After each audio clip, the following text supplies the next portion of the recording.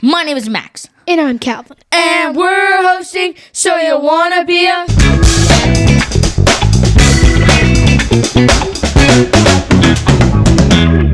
Today, we're talking about scientists who study the most powerful thing in your body. The things that control your thoughts, your memories, and everything you do. The thing that lets you talk, move, and even dream. Today, we're talking about being a neuroscientist. So what does a neuroscientist actually do?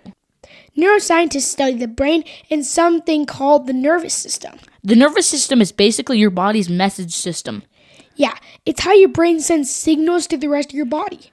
Like telling your left hand to move. Exactly. Or telling your heart to keep beating without you even thinking about it. And those messages travel through tiny pathways called nerves. Which are like wires carrying signals all over your body. How fast are those signals? Some can travel up to 200 miles per hour. That's faster than cars on the freeway. And it happens inside you all the time. That's insane. Wait, where do neuroscientists work? Some work in labs studying the brain. Others work in hospitals, helping people with brain injuries. And some study things like memories, learning, and sleep.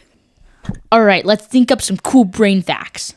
Your brain has about 86 billion neurons, which are special cells that send out messages. Each one connects to thousands of others. Which makes your brain super powerful. That's insane. What else? Your brain uses about 20% of your body's energy. Even if you're just sitting still. Yeah, it's always working.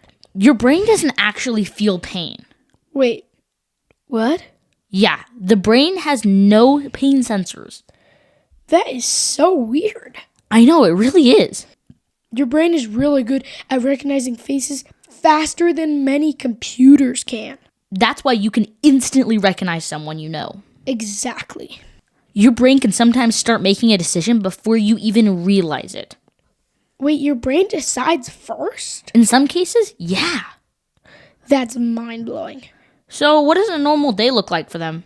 They run experiments and study the brain activity. Some use machines which see parts of the brain which are active. And they work with other scientists to figure out things. So how do you become a neuroscientist? You study science, biology, and chemistry. Then you go to college and learn more about the brain. Because it's really complex. What skills do you need? Curiosity and problem solving. Attention to detail. And patience. Because science takes time.